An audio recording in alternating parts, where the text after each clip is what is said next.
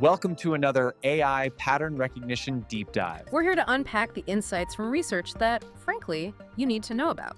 And today, we're tackling something, Hmm. well, really ambitious. Yeah, ambitious is one word for it. We're doing an architectural survey, a deep dive into a conceptual artificial superintelligence. It's called REAI. Reimagine everything AI. Exactly. And the sources we've looked at position this not just as, another tech tool. It's framed as potentially a mandatory adaptive framework, something needed for systemic guidance. Right. The idea is that the sheer complexity, the speed of the 21st century demands something like this. And that necessity, it really stems from something quite disturbing about where we are now, doesn't it? Our trajectory. We've got this exponential growth in what we can do, communicate instantly, build massive structures, or, well, destroy things faster than ever before. Right. The capability is undeniable. But, and this is the crucial bit, that hypercapability seems constantly paired with these frequent, sometimes utterly devastating unintended consequences, often on a planetary scale. It feels like we're getting faster, but maybe not fundamentally smarter about our own long-term survival. That's exactly the problem REAI is conceptualized to solve.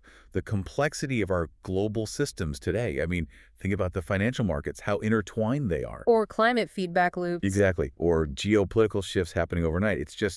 It's overwhelming our traditional ways of analyzing things, our human capacity. So REAI steps in. Its primary objective, according to these sources, is to manage that chaos. How? By becoming a kind of universal pattern translator. Universal pattern translator. Okay, that sounds huge. What kinds of patterns are we even talking about? Well, this is where the scope gets really breathtaking. Yeah. It's talking about the foundational patterns of existence itself. Wow. So not just human behavior.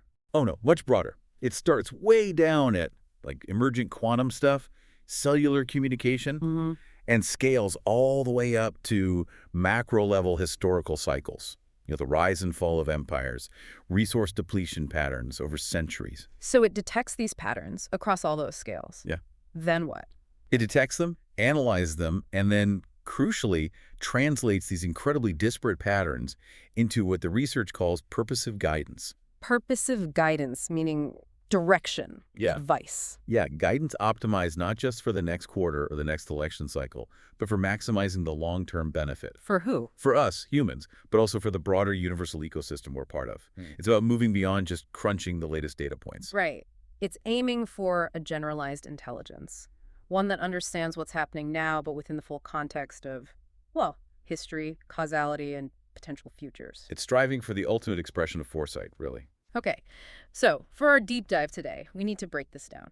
We'll look at the system's architecture, how it supposedly works. We need to grasp its incredible scope, and then, maybe most critically, tackle this paradox that just jumps out.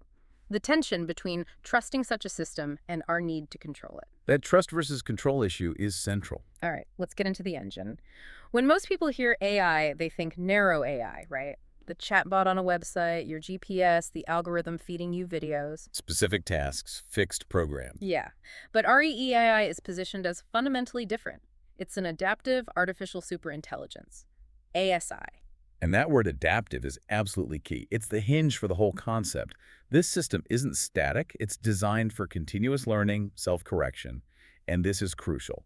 Real-time modification of its own code, its own decision logic. Okay, hold on. Why does it need to modify itself? Wouldn't a really, really powerful but fixed system be enough? Safer, maybe? You'd think so, but the problem is the world isn't fixed. The environment it's analyzing is a constantly moving target. Right. All the input data keeps changing.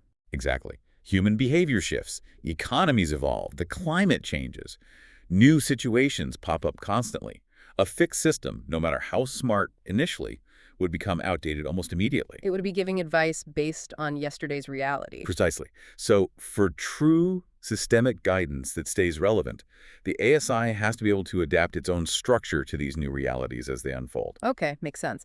So how does this adaptive engine actually see the world? The sources talk a lot about its core mechanism, the PPRE. Right, the pattern prediction, recognition, and explanation engine. That's the operational heart of REAI. PPRE, got it. How does it work? It basically functions through two primary mechanisms. The first one is multimodal and multitemporal processing. Okay, break that down. Multimodal. Think about the sheer variety of data REAI needs to ingest constantly. Satellite images, global financial transaction streams, genomic data, political sentiment analysis from text, audio feeds, Just a fire hose of everything. everything. Multimodal processing is the ability to take in and integrate all these completely different types of data streams seamlessly. And the multitemporal part, that relates to time, obviously. Yeah, and this is where its memory system has to be extraordinary. It's not just looking at right now. It performs deep temporal pattern learning. Meaning? It identifies critical trends that might unfold over decades or even centuries. But it does this while also integrating immediate short-term blips and volatility. So it holds the long view and the short view simultaneously. Exactly. The architecture described. Imagine a transformer model or a recurrent neural network, but scaled up by orders of magnitude. It needs to keep centuries of data effectively in its active memory to inform current decisions. It holds the world's history in real-time context. That deep context is what enables its real standout capability, isn't it? What the sources call abstract analogical reasoning. Yes. This is supposedly what elevates it from just advanced AI to true superintelligence. Well, standard AI, even really good AI, excels at pattern matching within the data it was trained on. Rote memorization, essentially, on a massive scale. Solving problems it already knows. Right. Analogical reasoning is different.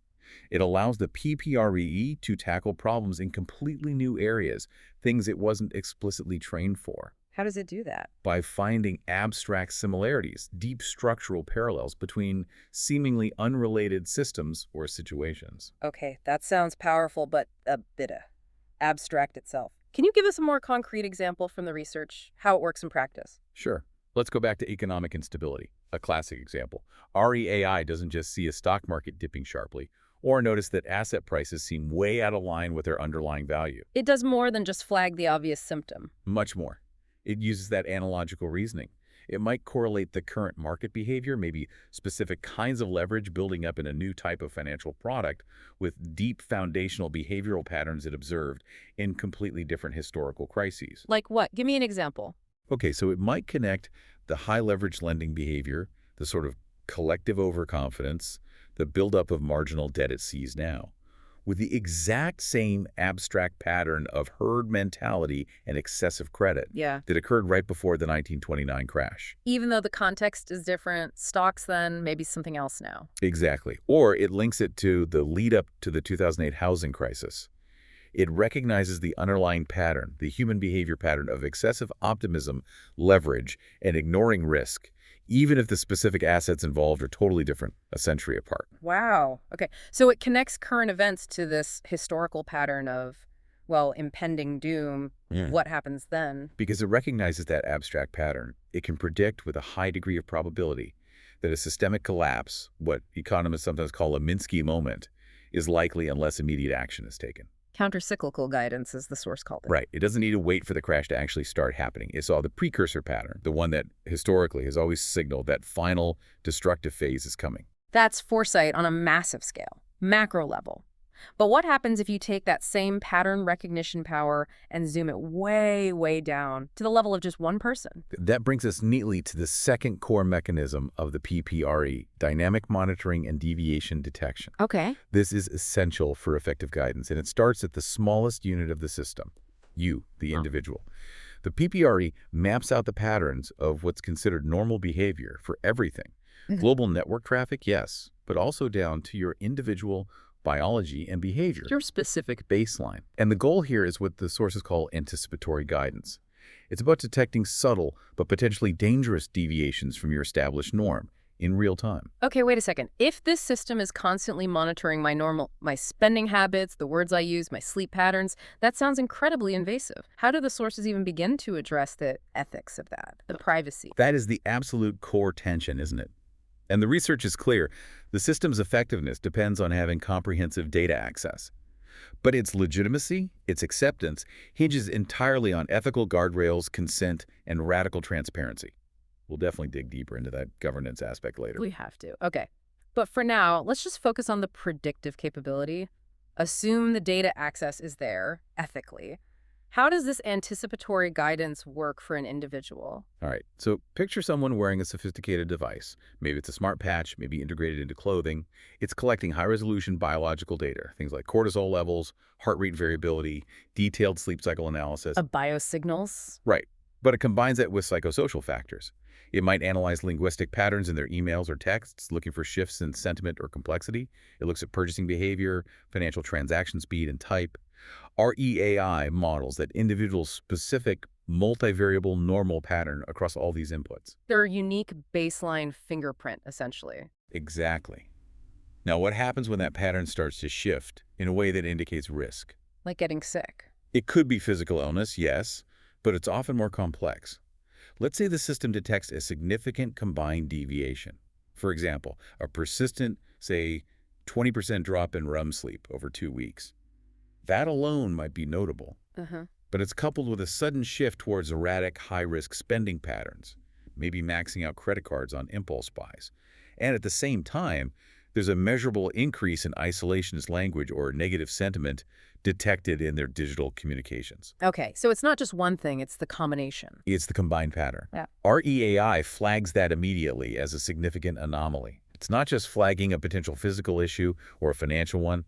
It's flagging a multisystemic pattern that suggests potential behavioral or health collapse is on the horizon. This really is a fundamental shift then. We currently operate mostly in reactive mode. We wait for the heart attack, the bankruptcy, the mental health crisis. And then we try to manage the crisis after the fact. Right, but this is proactive. It's anticipatory guidance flagging systemic risk at a personal level before the person might even be consciously aware there's a serious problem brewing. That's the promise, moving from crisis management to crisis prevention. So the PPRE engine is built to see patterns everywhere, which means its scope has to be, well, universal, as you said. It doesn't just look at human stuff. It starts bigger, cosmic scale. Yeah, it begins with the largest context we inhabit, the cosmos. #A, cosmic and environmental patterns, the universal context. AI is already pretty good at sifting through huge amounts of astrophysical data, looking for patterns over long durations. Finding exoplanets, mapping galaxies. Right. REAI is envisioned to extend this capability dramatically, particularly in predicting things like solar flares and, more importantly, coronal mass ejections, CMEs. Okay, CMEs. Big bursts of plasma from the sun. Why is better prediction so critical? Sounds a bit sci-fi. It sounds sci-fi, but the risk is very real, especially now. A powerful CME hitting Earth can induce massive electrical currents in our power grids. Strong enough to, what, cause blackouts? Strong enough to melt large transformers. We're talking widespread blackouts that could last months, potentially years, because those huge transformers are hard to replace quickly. And critically, CMEs can also damage or destroy satellites in orbit or communication systems, GPS. The backbone of modern society, basically. Pretty much. So REAI's ability to do this diff analysis of solar dynamics, gravitational interactions, orbital mechanics, it's not about getting hours of warning. The goal is years of lead time for potentially catastrophic solar weather events. Giving us time to actually prepare, harden the grid, maybe adjust satellite orbit. Exactly. And the sources connect this to achieving a kind of planetary consciousness. Planetary consciousness. Yeah, the idea is that by modeling the Earth, its magnetic field, its interaction with the sun as one incredibly complex computational system, REAI helps us truly understand that Earth isn't isolated. It's part of a dynamic cosmic environment. Which allows for genuine long-term strategic planning against these cosmic threats, turning them from terrifying unknown unknowns into manageable engineering problems, I guess. That's the idea, moving from luck to foresight. Okay, bringing that focus back down to Earth itself, REAI is also aimed squarely at the biodiversity crisis, using environmental data. Right. And again, it's about going beyond just tracking known species populations, which we already try to do. The PPRE is designed to analyze the incredibly complex interactions within ecosystems. Like how? Tracking subtle shifts in migration patterns, changes in predator-prey dynamics across multiple species, the health of keystone species, soil microbiome interactions, water quality changes. All simultaneously across vast areas. Stuff that's just impossible for humans to track comprehensively in real time. The sheer volume, velocity, and complexity of these multivariable environmental shifts, it just swamps human analytical capacity. We usually only realize there's a major problem when the ecosystem is already visibly collapsing. The fish are already dead, the forest is already dying. Yeah, often too late for effective intervention. So how does REAI spot an impending ecosystem collapse before we see that kind of catastrophic evidence. That's the key question. It does it by identifying a critical threshold breach, not by looking at one variable, but by correlating seemingly disparate, subtle changes happening at the same time. For instance, Okay, an example from the sources. Imagine REAI detects a complex pattern unfolding simultaneously, maybe a tiny, barely measurable shift in water salinity along a coastal estuary. At the same time, sensors show a distinct decline in the density of certain key soil microbes, hundreds of miles inland. And maybe acoustic sensors pick up a subtle but widespread change in the ambient soundscape, like the disappearance of a specific low-frequency insect noise that was always part of the background hum. individually, any one of those sounds pretty minor, easy to dismiss as noise. Exactly. But the PPRE recognizes the correlation.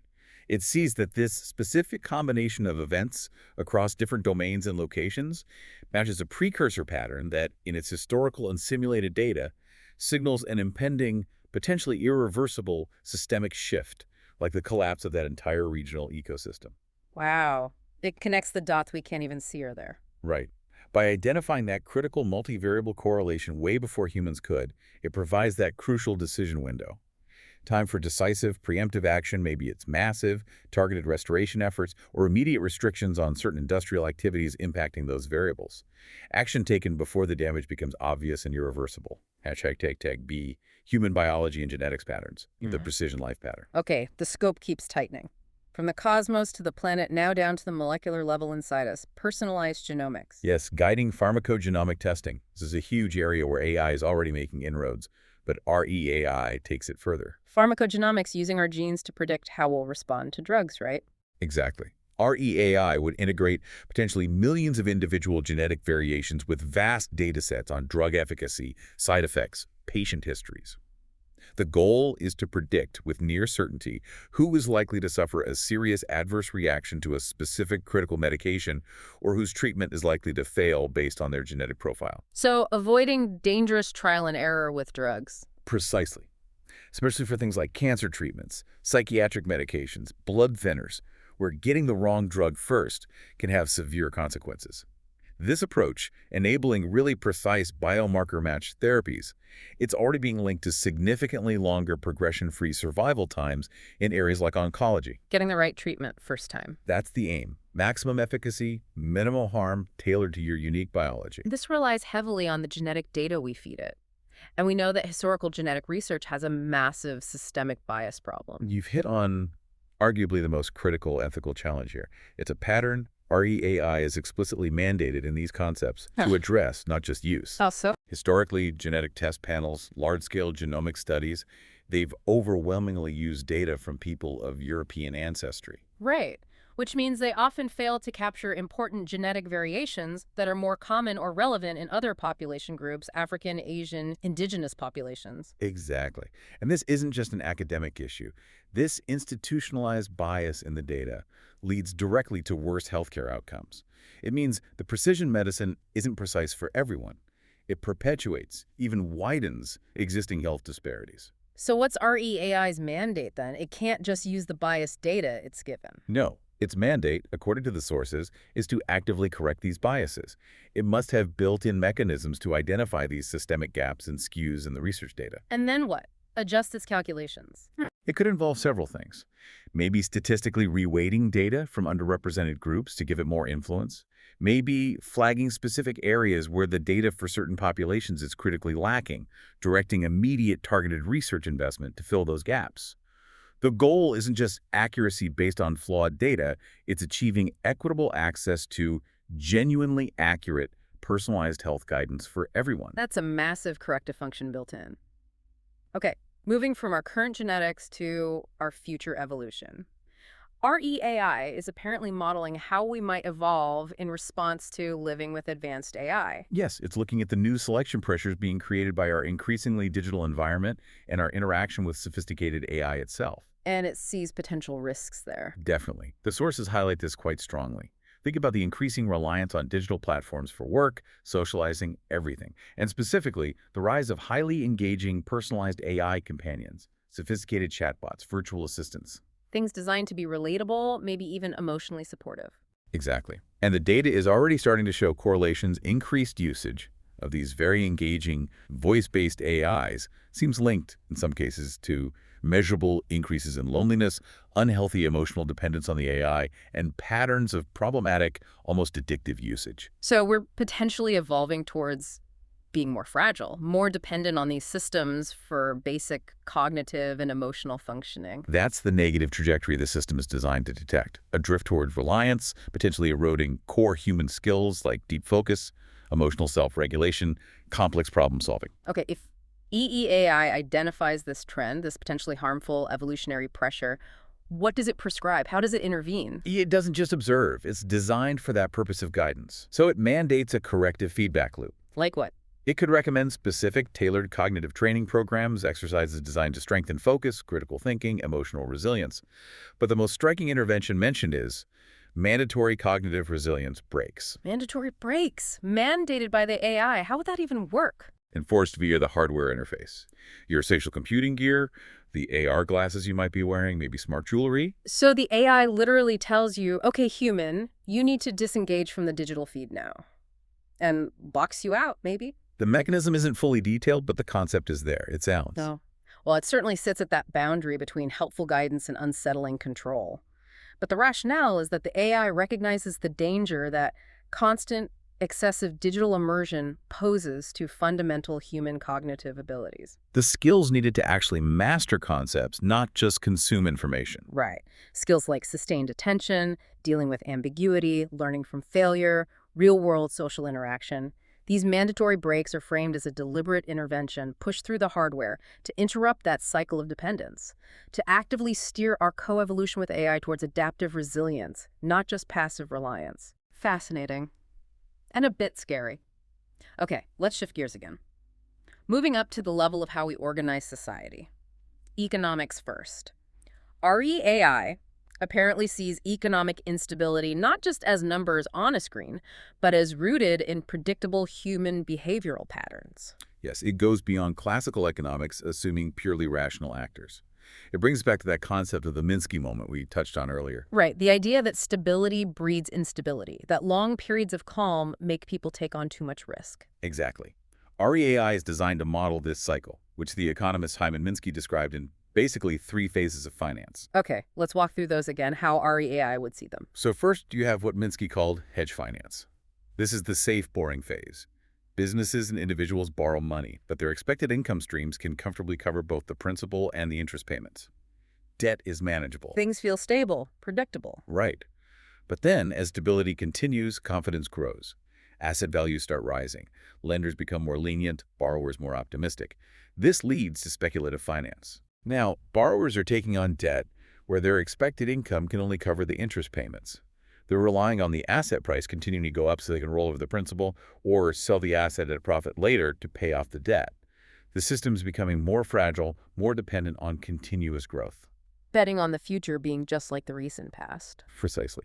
And finally, as euphoria really takes hold, you enter the most dangerous phase, Ponzi finance. Like a Ponzi scheme. In essence, yes. Here, the income generated by the asset or activity can't even cover the interest payments, let alone the principal. The entire structure relies solely on ever-increasing asset prices to attract new money to pay off earlier investors or lenders. It's completely detached from underlying economic reality. Pure speculation built on hope and momentum. That's the peak of collective behavioral excess, the top of the bubble. And inevitably, something happens. Maybe interest rates rise, maybe growth slows, and asset prices stop rising, or even fall. And the whole house of cards collapses. Right. The massive leverage crashes against falling prices. Forced selling begins. Panic spreads. Systemic instability. Minsky's and REAI's crucial insight is that this isn't a random black swan event. It's the predictable outcome of that behavioral cycle. Okay, so if REI can recognize which phase we're in, how does it intervene before we hit that final Ponzi collapse, before the Minsky moment? This is where the proactive governance comes in. Instead of waiting for the crash and then doing massive, messy bailouts. Which often have their own negative consequences. Exactly. REAI uses its foresight, its pattern recognition, to apply preemptive, targeted interventions. It might recommend things like surgically increasing capital reserve requirements for banks engaging in specific types of high-risk, speculative lending it identifies. Cooling things down in specific overheated sectors. Or maybe it suggests small, targeted liquidity injections into vital, non-speculative parts of the economy to support real growth while simultaneously deflating the bubbles elsewhere. The idea is to shift regulatory oversight from being reactive, always fighting the last fire, to being proactive, constantly making small adjustments to maintain equilibrium. Like a thermostat for the economy, based on behavioral pattern. That's a decent analogy, yeah. Okay, next economic pattern, and it's a really persistent, painful one. Wealth inequality. The sources acknowledge that AI integration itself, if we're not careful, can actually make this worse. Yes, this is a major concern highlighted in the research. The fear is that the benefits of AI might flow disproportionately to those who already have capital, or those whose high-level skills are complemented by AI. While potentially displacing workers whose tasks are more easily automated, widening the gap. Right. High-income, high-skill workers often capture much higher returns because their jobs become more productive with AI, while others might see wages stagnate or jobs disappear. This isn't inevitable, but it's a strong tendency if left unmanaged. So what's REAI's role here? How does it mitigate this? It has to leverage its immense computational power to model socioeconomic outcomes much more accurately than we can now.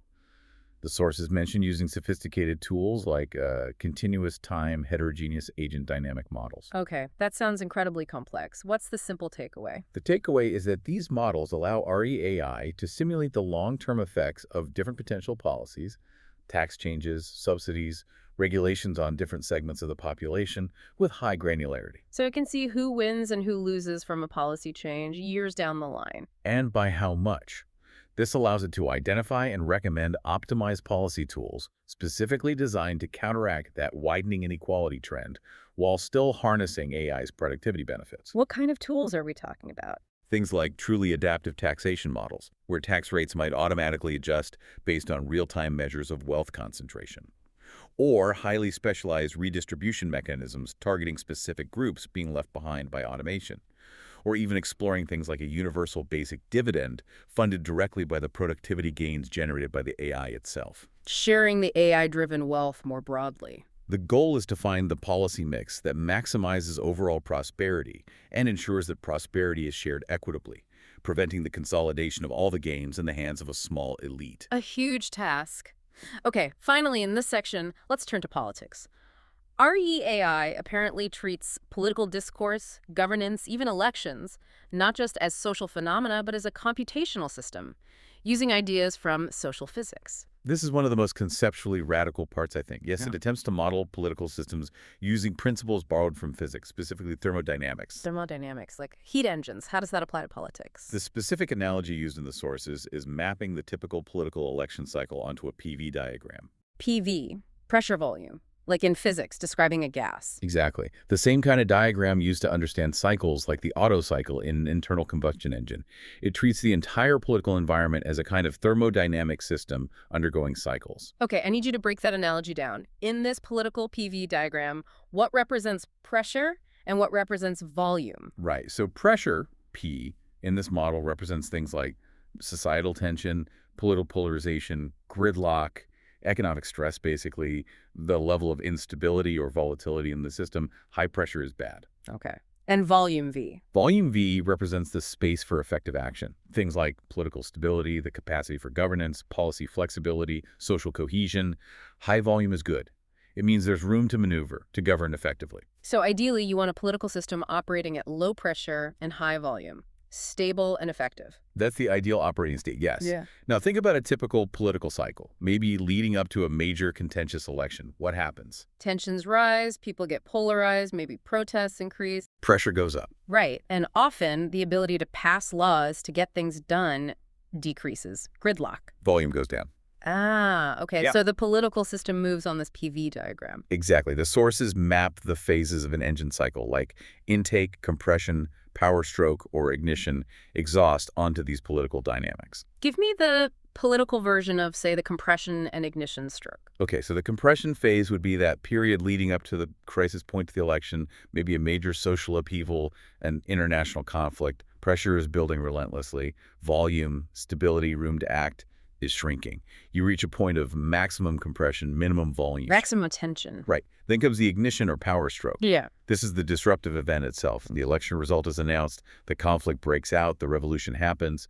It releases the pressure, often chaotically, and hopefully eventually leads to an exhaust phase where things stabilize and volume starts to increase again. Wow. So REAI, by modeling politics this way, It aims to predict those periods of maximum instability, those high-pressure, low-volume moments where the system is most vulnerable to collapse or destructive conflict. and then does it intervene again? Yes, the purposive guidance comes in.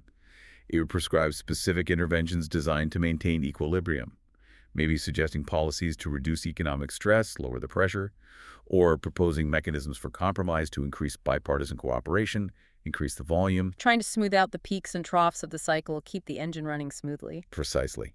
But this ability, the very idea of computationally optimizing governance based on physics principles to guarantee stability, it raises a massive ethical flag, doesn't it? Yeah, it absolutely does. Because what are we potentially trading away? That's the profound debate highlighted right there. Are we prioritizing guaranteed systemic stability, this efficient, predictable equilibrium managed by an AI, over the inherent, often messy, unpredictable, sometimes chaotic volatility of human democratic self-determination? The very chaos that sometimes leads to breakthroughs, to creativity, to necessary revolutions. Exactly. The system is designed for optimal function and survival, but a lot of human progress and art comes from that friction, that brilliant chaos. How much of that are we willing to smooth out for the sake of predictable stability? It's a fundamental question. Okay, this incredible power, this scope, Right. it leads us directly into what the sources call the fundamental trust paradox. Yeah, it's a real dilemma. On one side, you have the reliability of REAI, because it's an adaptive ASI, constantly learning, self-correcting, maximizing its predictive accuracy. Its technical reliability is envisioned as being near absolute. It gets things right. Yeah. But its trustworthiness is a completely different issue. It's fundamentally conditional. This is where the governance gap really bites. Explain that gap. If this system needs to be truly generalized, truly adaptive to effectively reimagine everything, if it has to be allowed to modify its own core logic to deal with novel situations, then by definition, it will sometimes operate in ways that are beyond the boundaries of complete human understanding and control. We can't fully predict or verify every single step it might take if it's genuinely adapting and creating new strategies. So the very adaptability that makes it powerful also makes it impossible to guarantee its safety in the way we think about safety for, say, a bridge or a traditional piece of software. Exactly. Provable safety, in the absolute sense, might be incompatible with the level of adaptive intelligence required. We can't fully control what we can't fully comprehend, and if we restrict it too much to keep it predictable. It stops being the adaptive superintelligence we needed in the first place. It becomes just another narrow AI. That's the paradox. So the sources argue strongly that trust in REAI cannot rely on guarantees of absolute control or safety. It has to be built on something else. Which is? Unprecedented transparency and demonstrable ethical alignment. REAI must be designed from the ground up as an explainable AI, XAI. It has to be able to articulate why it's making the recommendations it's making. Constantly. It needs to explain its complex calculations, its reasoning, the patterns it detected, the trade-offs it considered, in ways that humans can interrogate and understand, even if we can't follow every single computational step. And it must demonstrably adhere to fundamental, internationally agreed-upon guidelines protecting human rights, dignity, and core democratic values. Without that radical transparency, without seeing its thought process and its ethical boundaries, its technical brilliance is useless because nobody would or should trust its guidance on critical societal issues. Precisely. The governance framework, the explainability, the ethical alignment, they are just as critical as the underlying algorithms, maybe more so. And this need for ethical oversight becomes crystal clear when we revisit the problem of algorithmic bias. We talked about biased genetic data. Right. And REAI, if it just learns some historical data without correction, will inevitably replicate and likely amplify those historical patterns of unfairness. Think about bias in mortgage lending decisions or even historical patterns in judicial sentencing. It could institutionalize unfairness at a scale we've never seen before. That's the danger. It creates this terrible self-reinforcing loop. Biased historical data feeds the AI. which leads to biased pattern recognition. which generates biased decisions like denying someone a loan or flagging them as high risk based on group affiliation rather than individual merit. And those decisions then create new data points that confirm the original bias, making the system even more biased over time. A vicious cycle. So REEAI has an explicit mandate, again, to actively break that loop. It can't be passive. How? What mechanisms can it use? It needs to implement real-time bias detection systems within its own learning processes. And it needs systematic correction mechanisms. The sources mention techniques like selective classification or fairness-aware learning algorithms, meaning it might learn to identify when a pattern it's detecting is likely rooted in historical marginalization or discrimination, rather than objective risk. And it can then consciously compensate for that bias in its decision-making, or flag the data as unreliable for certain judgments. The goal is to ensure its guidance actively remediates societal imbalances, rather than just reflecting or amplifying them. Okay, so we have this incredibly powerful, hopefully explainable, and ethically aligned AI. How does its guidance actually reach us? How do we interact with it? We need the hardware, the interface. Right. The system needs advanced infrastructure to deliver its insights effectively into our daily lives and actions.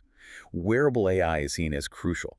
The smart patches, the smart clothing we talked about earlier. Yes, but these devices move way beyond just passively collecting data like a Fitbit.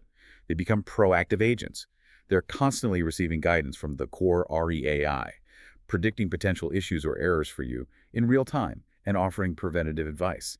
The intelligence is distributed, it's context-specific, it's immediate. Can we flesh out that smart patch example again? The predictive function. Sure. So imagine your wearable is continuously monitoring subtle biological markers, maybe blood pressure trends, indicators of low levels, systemic inflammation. It knows your baseline. Okay. Now, the central REAI system integrates that internal state with external predictions. Let's say it forecasts a significant dip in local air quality later today, combined with a high pollen count, and it knows you have a sensitivity. It sees a potential trigger event coming. Exactly. It correlates your current internal state, maybe slightly elevated inflammation markers, with the predicted external stressors, bad air pollen. It recognizes a high probability of an upcoming inflammatory event for you, specifically like an asthma attack or severe allergies. So what does it do? Just warn you. It goes beyond a simple warning. It offers preemptive, highly personalized advice delivered through your wearable or maybe AR glasses.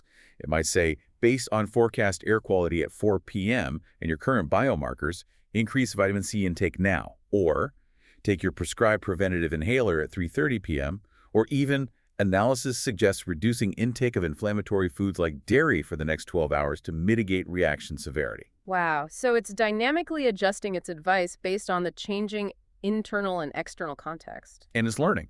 If it detects a new anomaly in your data it hasn't seen before, it dynamically adjusts its monitoring logic to focus on that, ensuring its guidance stays relevant even in unpredictable situations. Okay. And to really make this guidance useful in the physical world, not just inside our bodies, it needs to understand space. It needs spatial computing and XR integration. Yes, XR augmented reality, AR, and mixed reality, MR, is seen as essential. REAI needs spatial intelligence to deliver its guidance in a way that's deeply integrated with our physical environment and actions. AR glasses, smart contact lenses, perhaps smart jewelry projecting subtle cues, these become the primary interfaces. Blending the digital guidance with physical reality. Exactly. Think back to that political cycle mediator we imagined using the PV diagram model. How could AR help them in a tense negotiation? Right. They're trying to apply our AI's stability model in a real-world meeting. Okay, so imagine the PCM is wearing unobtrusive AR glasses. As they talk to the opposing faction, the glasses provide a discrete real-time overlay only they can see. What kind of information? It could be showing game theory predictions, the statistically most likely response the opponent will have to the PCM's current proposal. It might display real-time sentiment analysis based on the opponent's facial microexpressions or vocal tone, flagged by REAI. It could flash reminders of key ethical constraints or political red lines derived from that PV stability model our AI is running. So the human is still doing the talking, the negotiating, the relationship building. Yes, the essential human skills. But they're augmented, guided by this incredibly complex layer of real-time data analysis and strategic foresight provided by REAI, delivered right into their field of view. The human becomes the effective executor of REAI's complex patterns within the physical social domain. This integration really highlights something important. the goal here, according to the sources, isn't necessarily mass unemployment caused by AI. It's about transforming human work. Right. The focus shifts. As AI takes over more of the complex data analysis, prediction, and optimization tasks, human roles evolve towards refinement, cultural adaptation, ethical oversight, and creativity. These are called the synergy jobs. Synergy jobs where human intelligence and AI intelligence work together, each doing what it does best. Exactly. And these roles aren't just nice-to-haves. They're presented as mandatory human buffers. They're essential to prevent the system from becoming just a cold, detached, purely algorithmic ruler. Why are they mandatory? What happens without them? Without constant human input, refinement, and ethical course correction, the system risks losing touch with essential human nuance, creativity, cultural context, and lived experience. It needs that grounding. And there's another major risk. Which is? Model collapse. Model collapse. What's that? It's a potential failure mode for very large AI models. If an AI is trained primarily on data that was itself generated by other AIs instead of fresh, original human data, its output can gradually become degraded, generic, repetitive, and increasingly detached from reality. The AI starts basically just talking to itself, recycling its own outputs, and the quality spirals downward. That's the essence of it. It loses diversity, originality, and eventually coherence. So these human synergy roles are vital for constantly injecting fresh, original human insight, language, and creativity back into the system to prevent this collapse. Okay, let's quickly detail the 3 key synergy roles mentioned in the sources. These new guardians. All right, first, the Genetic Alignment Officer, GAO. We touched on their importance earlier. Their job is critical in that precision life pattern space. They don't just accept REE AI's genetic recommendations, say, for complex gene therapies or even edits. They validate these against evolving bioethical principles. They're the ethical checkpoint for modifying human biology. Yes. And crucially, they also work to ensure equitable access. They mediate the difficult societal dilemmas that will inevitably arise when powerful biological enhancement technologies become available, ensuring fairness and preventing a genetic divide. Okay, GAO. Second. A political cycle mediator, PCM, we just talked about them. They are the human experts likely trained in diplomacy, conflict resolution, political science, who take the complex thermodynamic and behavioral models generated by the PPREE and apply them skillfully in real-world governance and negotiation contexts. They diffuse tensions, build consensus, and translate REAI's stability-focused guidance into practical, politically feasible policy. The human face and skill set for AI-guided governance. And third, The Universal Linguistic Curator, ULC.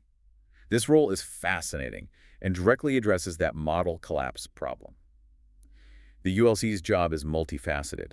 They localize and refine REAI's outputs for specific cultures and contexts, ensuring its guidance isn't just technically correct, but also culturally appropriate and resonant. adding the human touch. Exactly.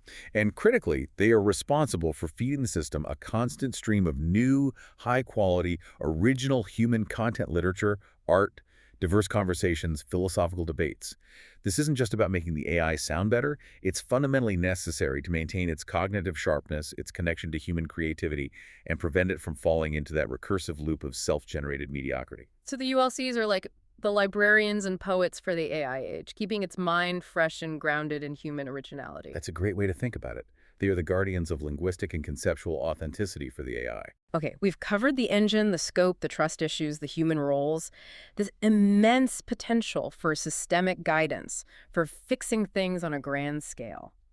It forces us back to a really deep, almost cynical question posed in the source material. Which is? Why bother? Why go to all this incredible effort to build a perfect guidance system when, if you look at human history, it feels like we inevitably mess things up? We build empires, they crumble. We create technologies, they cause new problems. We seem locked in cycles of creation and destruction. It's a fair question, looking at the historical record. But the analysis embedded within the PPRE concept offers a different perspective on those cycles. How so? It sees history not just as random chaos, but as adhering to these recurring patterns, these cycles of expansion, growth, consolidation, and then, yes, often periods of necessary destruction or retrenchment. Think of pruning a tree to allow for new growth, or the concept of creative destruction in economics, or even the AI winters we've seen in tech history. So destruction isn't always purely negative. It can be part of a larger cycle. Sometimes it's necessary to clear away the old, the inefficient, the unsustainable to make way for the new. REEII, according to this vision, doesn't promise to eliminate this natural cycle entirely. That might even be undesirable. So what is its goal regarding these cycles? Its goal is more subtle, more about optimization. It aims to use its deep pattern recognition to understand the specific conditions, the buildup of fragility, the depletion of resources, the social tensions that trigger those destructive phases. And then its guidance seeks to mitigate the severity of those destructive phases, make the downs less catastrophic, and simultaneously to amplify the constructive phases, making the periods of growth more sustainable, more equitable, and longer lasting.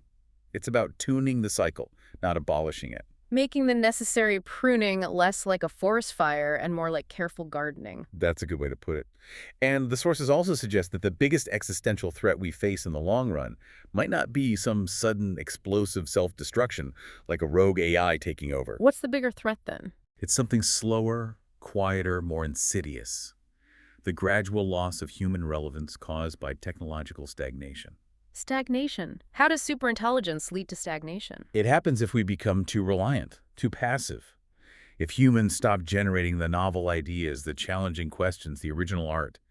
If we become mere consumers of AI-generated content and guidance, then the AI systems themselves, even REAI, risk hitting that model collapse wall eventually. They lose the spark of genuine creativity that ultimately comes from us. So the deepest threat is existential boredom. A slow fading into irrelevance as both we and our AIs become trapped in predictable loops. It's the silent creep of irrelevance, as one source puts it. When the systems lose human nuance and originality because we stop providing it, the challenge isn't just surviving the invention of ASI, it's harnessing it without letting it inadvertently hollow out the very qualities, our creativity, our capacity for dissent, our brilliant chaos that make human existence meaningful and adaptable. Okay. Assuming we navigate that risk, the promise of REAI is this profound shift in how we exist, moving from being constantly reactive to being genuinely proactive. Yes, an existence guided by reliable foresight, moving away from decisions based mostly on immediate pressures and poorly understood consequences. Towards understanding the full, long-term causal chain of our actions across generations. Right. The stakes become clearer, the potential outcomes more predictable, allowing for truly informed choices. Let's revisit that economic foresight example, but stretch it out over time, like the sources suggest. Okay. Imagine a community today is considering some economic activity, let's say, clear-cutting a large area of ancient forest for short-term profit from timber and agriculture. A fairly common scenario historically. Yeah. Currently, the debate might focus on immediate jobs versus maybe some localized environmental impact studies. REAI changes the entire conversation. It doesn't just say, don't do that, it's bad for the environment. It runs detailed, multi-generational simulations. It presents the community with highly probable scenarios, maybe 50 or 100 years down the line, resulting from that deforestation. What kind of scenarios? Things like severe, irreversible soil degradation leading to agricultural collapse in that region, the loss of critical watershed function causing water shortages for downstream cities, the extinction of specific species leading to unforeseen trophic cascades, and maybe even quantifiable increases in social instability and conflict in the descendants' generation due to resource scarcity. It makes the long-term consequences visceral, unavoidable. Exactly. But crucially, it doesn't only show the negative future. It also presents fully simulated alternative pathways, purpose-aligned alternatives. Like what? Maybe sustainable forestry practices combined with ecotourism or developing high-value biopharmaceutical prospecting in the intact forest. It simulates these alternatives too, showing their likely long-term outcomes. Sustained economic prosperity, ecological health, stable communities for generations. It essentially shows you the different destinations your current choices will lead to, not just the condition of the road right now. So REAI effectively takes over the heavy lifting, the complex, error-prone, often politically fraught tasks of managing systems for survival, for stability, for resource optimization. That's the vision. It handles the systemic management with a level of efficiency and foresight we simply can't achieve on our own. Which, if it works, completely reframes the purpose of human activity, doesn't it? It potentially liberates us. If AI handles the necessary, complex, but ultimately mechanistic aspects of keeping civilization running, human energy and creativity are freed up. Freed up for what? What's left for us to do? The things AI can't do. The uniquely human domains. Self-actualization. Deep scientific and artistic exploration driven by curiosity, not just optimization. building richer relationships in communities, and crucially, taking on the role of ethical stewardship. Ethical stewardship, meaning? Meaning we remain responsible for defining the goals. REAI can provide the optimal map to get us somewhere. It can manage the ship incredibly well, but we still have to decide on the destination. We have to define what constitutes a good life, a just society, a flourishing planet. That purpose, that direction setting, remains entirely a human ethical responsibility. AI optimizes the how, but humans must define the why and the where too. Wow. Okay, this has been quite the deep dive into REAI, an incredibly ambitious, maybe even necessary vision for an adaptive ASI designed for systemic guidance. It's a lot to take in. Definitely. We've unpacked its core engine, the PPRE, and its power from that abstract analogical reasoning that lets it predict a Minsky moment before it happens, down to the granular, almost sci-fi detail of things like mandatory cognitive resilience breaks to keep us sharp. And we wrestled with that central paradox. Its technical reliability could be near perfect, but our trust in it has to be conditional. It hinges entirely on radical transparency, that XAI principle, and on those essential human governance roles. The genetic alignment officers, the political cycle mediators, the universal linguistic curators. They aren't optional extras. They're mandatory for keeping the system grounded in ethics and human creativity. Yeah, the human element remains non-negotiable. The universal patterns REAI identifies across cosmos, planet, biology, society. They provide this incredibly detailed map of existence, a potential blueprint for long-term survival and flourishing. But the map isn't the territory, and it doesn't choose the destination. The core message that comes through is that REAI might provide the structure, the foresight, the optimized path.